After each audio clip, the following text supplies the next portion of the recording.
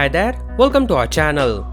While most people like phones with fancy exterior, thin body and multiple cameras, there are certain groups of people who prefer rugged phones which are suitable for all environment. And today we are going to talk about one such phone from Samsung which has popped up on a benchmarking platform Geekbench and also on FCC. First of all, the codename of the device is SM-G525F and it should arrive later this year as the Galaxy X Cover 5. Now this is not a premium rugged phone in the sense that the processor powering this phone is the entry-level Exynos 850 4G chipset. It is an 8nm octa-core chipset which is super efficient and the battery drain will be lower.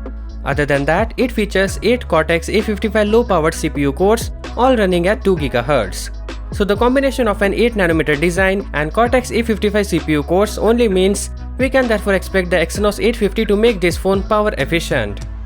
It will be accompanied by 4 GB of RAM and for software, the phone will run Android 11.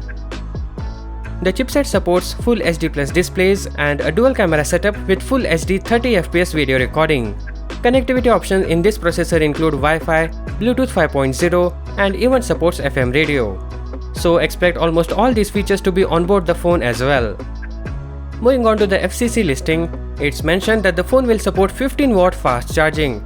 There is no information on battery capacity as of yet, however soon we will know about that as well as it's been listed on FCC.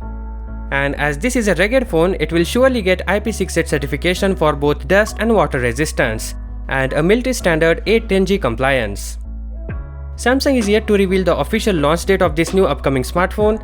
However, considering the latest FCC certification and appearance on Geekbench database, the launch doesn't seem to be that far away. For more information on this device, do subscribe to our channel and thank you for watching. Peace out.